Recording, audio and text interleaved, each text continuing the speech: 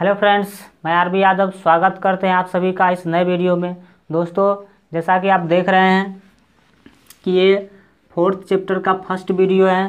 दोस्तों, आपको पता होना चाहिए कि इससे पहले हम चैप्टर नंबर 1, 2 और 3 का सभी VBI सब्जेक्टिव और ऑब्जेक्टिव क्वेश्चन का वीडियो बना करके है ना आपको दे चुके हैं, यानी कि अपलोड कर चुके हैं। अगर अभी तक आप वो वीडियो नहीं देखे हैं तो आप जो है प्ले लिस्ट में जा कर के आप उस सभी वीडियो को देख सकते हैं, जो आपके लिए बहुत ही महत्वपूर्ण है।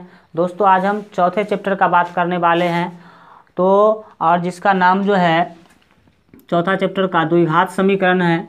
आपको बता दें दोस्तों, इसके बारे में आज बात करेंगे। इसका जो है कुछ पहले जो मेन कंसेप्ट सब है वो देख लेते हैं। सबसे बेहद ज़रूरी होगा आपके लिए जानना कि सबसे पहला जो है कि द्विघात समीकरण होता क्या है। जैसा कि आप नाम से ही स्पष्ट है, देख रहे हैं, द्वि मिस होता है 2 और घात मिस होता है पावर, यानी कि जिस समीकरण का पावर जो है 2 हो, पावर 2 हो मतलब सबसे बड़ा पावर 2 हो, उसको हम क्या कहेंगे? द्विघात समीकरण। यानी कि डिफिनीशन के बारे में बात करें तो जिस समीकरण का अधिकतम घात 2 होता है वो समीकरण जो है द्विघात समीकरण कहलाता है। जैसे आप देख सकते हैं एग्जाम्पल के तौर पे 2x² माइनस 6x प्लस 8 बराबर 0, ये जो है ये द्विघात समीकरण का उदाहरण है। ये इससे पहले आप लोग सेकेंड चैप्टर में पढ़े होंगे द्विघात बहुपद, यानी कि बहुपद पढ़े होंगे, द्विघात बहुपद।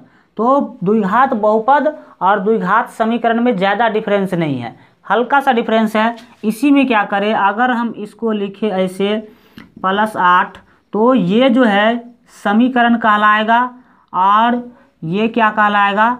बहुपद। यानी कि सब कुछ देख रहे हैं यहाँ तक आप, ये सब सेम है, लेकिन जिसमें इक्वलिटी का साइन नहीं हो, बराबर का चिन्ह नहीं हो, वो होगा बहुपद। और इसी में अगर हम इक्वलिटी का साइन लगा देते हैं, बराबर का चिन्ह लगा देते हैं, तो वो क्या कहलाएगा? समीकरण।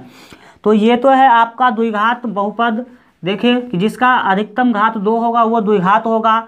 अब जो है जानिए कि इसका व्यापक रूप कभी कभी पूछता है कि द्विघात समीकरण का व्यापक रूप क्या होता है। तो दोस्तों बता दें द्विघात समीकरण का इसके अनुसार भी आप देख सकते हैं, ax² plus bx plus c बराबर 0 जो होता है वो द्विघात समीकरण का व्यापक रूप होता है। आपको बता दें दोस्तों कि जब द्विघात समीकरण का व्यापक रूप आपसे अगर ऑब्जेक्टिव में पूछा जाएगा तो वहाँ पर ऑप्शन में आपको ax² plus bx plus c भी दिख सकता है।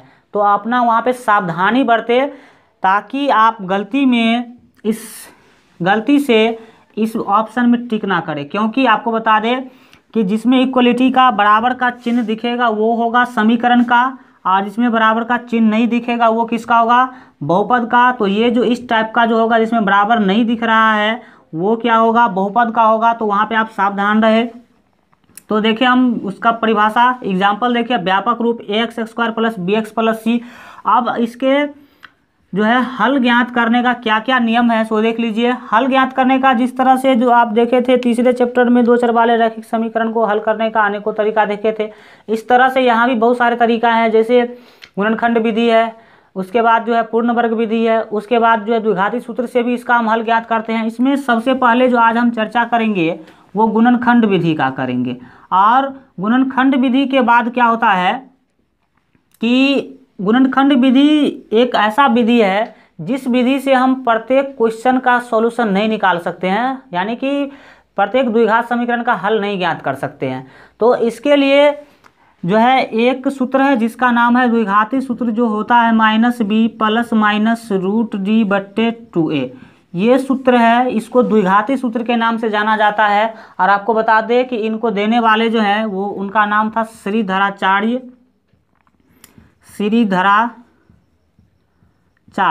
जब ये नियम गुणनखंड विधि क्या हुआ, फेल कर गया, तब ये विधि जो है दिया गया। और आपको बता दें कि श्रीधराचार्य जो थे वो अपने इंडिया के ही थे, और यही जो है द्विघाती सूत्र दिए हुए हैं। द्विघाती सूत्र क्या है? x बराबर -b प्लस माइनस √d/2a।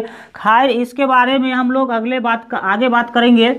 आज हम लोग गुणनखंड विधि को देखते हैं और गुणनखंड विधि से कैसे हम किसी द्विघात समीकरण को आसान से आसान मेथड से सॉल्व कर सकते हैं, उसको एक क्वेश्चन की मदद से समझते हैं, जो क्वेश्चन आपके एग्जाम के लिए भी बहुत ही महत्वपूर्ण होता है। तो चलिए दोस्तों देखते हैं कि हमारा जो आज का महत्वपूर्ण क्वेश्चन है वो क्या है। सबसे पहले देखिए क्वेश्चन है, द्विघात समीकरण 2x² माइनस x प्लस 1/8 बराबर 0 का मूल, या तो मूल कहे या हल कहे, बात बराबर है, गुणनखंड विधि से ज्ञात कीजिए। यानी कि यहाँ पर आपको गुणनखंड विधि का यूज करना है और गुणनखंड विधि के द्वारा जो है इस बहुपद का क्या करना है, इस समीकरण का हल ज्ञात करना है। तो चलिए देखते हैं कि किस तरह से जो है इस टाइप के क्वेश्चन को हम हल करेंगे।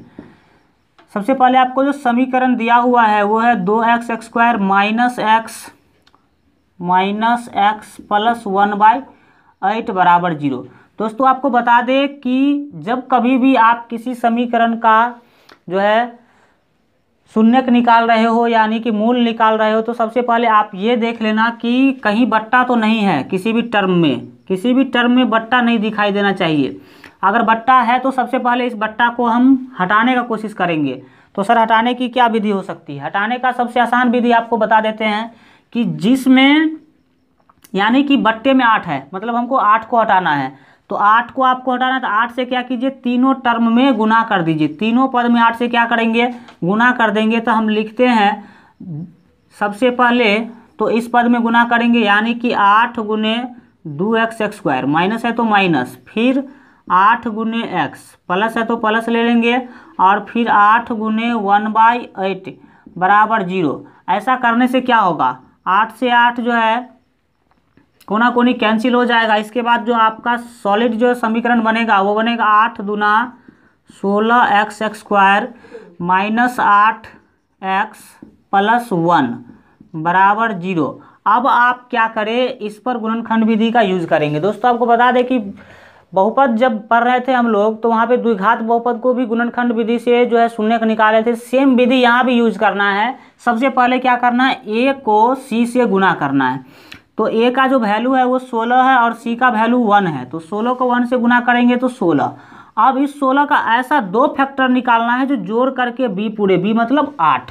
तो यहाँ पे जोड़ करके b इसीलिए कहते हैं क्योंकि अगर c जो है वो अगर प्लस में रहेगा तो गुणनखंड को जोड़ करके भी पूरा ना होगा, और अगर ये माइनस में होता तो हम क्या करके पुराते, घटा करके। तो सबसे पहले तो हम इसका गुणनखंड निकाल लेते हैं। अगर इसका गुणनखंड निकालने की बात किया जाए तो 2 8 16, फिर 2 से देंगे 2 चौके 8, 3 आ रहा है, आ तो जाएगा 4, लेकिन हमको 2 ही है, 2 ही लेना है। इस दोनों को हम कंबाइन कर देते तो 2 दूना 4 और ये 4, 2 जो है 16 का 2 गुणनखंड निकला, एक 4 और दूसरा भी 4, तो 4 चौक 16 हो रहा है। और 4 को अगर हम जोड़ देते हैं तो कितना मिलेगा, 8। इसका मतलब 4 और 4 ही 2 गुणनखंड, वो 2 गुणनखंड है जिसके मदद से हम क्या करेंगे, इसको सॉल्व करेंगे। अब क्या करना है, आपको कुछ नहीं करना है, ए टर्म को सेम टू सेम लिख देना है, शुरू वाले टर्म को आपको सेम टू सेम लिख देना है। बी टर्म को गुणनखंड के अनुसार, किसके अनुसार, गुणनखंड के अनुसार बी टर्म को आप 2 भागों में तोड़ देंगे। जैसे अगर -8x लिखा हुआ है, इसको 2 टर्म में तोड़ना है इस गुणनखंड के अनुसार, तो लिख सकते हैं -4x -4x, तो -4x -4x फिर कितना x हो जाएगा, 8x। तो आप क्या करेंगे, -8x को लिख देंगे -4x -4x, और सी पद को भी सेम टू सेम लिख लेना है। इसके बाद आप देख रहे हैं पेयर हो जाएगा, जोड़ा में आ जाएगा। अब जो कॉमन होगा वो कॉमन लेंगे, 4 से यहाँ भी भाग लगेगा, 4 से यहाँ भी भाग लगेगा, इसका मतलब 4 कॉमन है।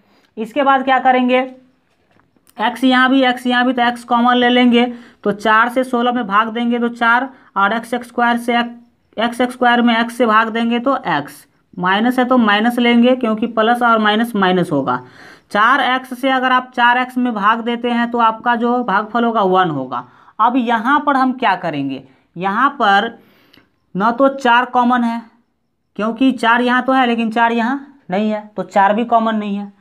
अब x यहाँ है, x यहाँ भी नहीं है, x यहाँ है लेकिन x यहाँ नहीं है, तो यहाँ पर x भी कॉमन नहीं आ रहा है। उस स्थिति में, जिस स्थिति में कुछ भी कॉमन ना आवे, उस स्थिति में हम लोग 1 कॉमन लेते हैं। और यहाँ पर प्लस लेके माइनस, तो हम यहाँ माइनस लेंगे क्योंकि माइनस माइनस लेंगे तब ये प्लस हो जाएगा। और ये माइनस प्लस जो है क्या बनाएगा, माइनस, तब हमारा दोनों बॉक्स सेम होगा। तो अगर -1 से -4x में भाग देते हैं तो भागफल जो आएगा वो 4x होगा, फिर माइनस और प्लस क्या होगा, माइनस, और 1 से 1 में भाग देंगे तो क्या होगा, 1 बराबर 0। अब जो है आपको क्या करना है, देख रहे हैं कि दोनों बॉक्स सेम है, 4x - 1 4x - 1, इसका मतलब आपका जो समीकरण है अभी तक जो सॉल्यूशन है वो ठीक जा रहा है। अब क्या करेंगे, इस दोनों में से कोई भी ले लेंगे, एक कोई भी लीजिए, बात बराबर है, कोई एक बॉक्स ले लिए। अब बाहर में जो एक बॉक्स बन रहा है वो ले लेंगे, बाहर में जो भी है, जैसे 4x और -1 उसको ले लेंगे 4x - 1 और बराबर में 0। अब क्या करेंगे, हम इसको एक बार इसको 0 के बराबर कर देंगे, एक बार इसको 0 के बराबर करेंगे, तो लिखते हैं अब 4x - 1 बराबर 0 और फिर इधर 4x - 1 बराबर 0, और इधर से जो हमको x का वैल्यू मिलेगा वो होगा 4x बराबर, ये -1 बराबर के दाहिने जाएगा तो +1 होगा, इसीलिए x बराबर जो होगा 1 तो उधर रहेगा ही, और 4 गुना के रूप में तो वो बट्टे के रूप में चला जाएगा। तो x का एक वैल्यू आया 1/4। दूसरा इधर भी अगर हम x का वैल्यू निकालें तो 4x बराबर -1 उधर जाएगा तो +1। इसके बाद अगर x बराबर निकालने की, x बराबर जो वैल्यू आएगा वो आएगा -1 पहले से है और 4 जाएगा तो बट्टा में, यानी कि x का दो वैल्यू सेम आ रहा है, 1/4 और 1/4। दोस्तों देख रहे हैं कि x का दोनों वैल्यू जो है वो सेम है, 1/4 और 1/4। और आपको बता दें जैसे कि अगर ये समीकरण जो है द्विघात समीकरण है तो इसका जो मूल होगा, यानी कि इसका हल जो होगा, हल मीन्स x का मान जो होगा वो 2 होगा। याद रख लीजिए, कभी कभी पूछा जाता है ऑब्जेक्टिव में कि द्विघात समीकरण के मूलों की संख्या कितनी होती है, तो आप बताएंगे वहाँ पे 2। जैसे देख रहे हैं x का 2 वैल्यू आ रहा है, कहेंगे सर यहाँ पे क्या है, दोनों सेम आ रहा है। तो आपको बता दें दोस्तों ऐसा होगा, है ना, कभी सेम आएगा, कभी क्या होगा दोनों डिफरेंट आएगा, और कभी तो ऐसा होता है कि वास्तविक मान आता ही नहीं है। तो इसके बारे में आगे चर्चा करेंगे।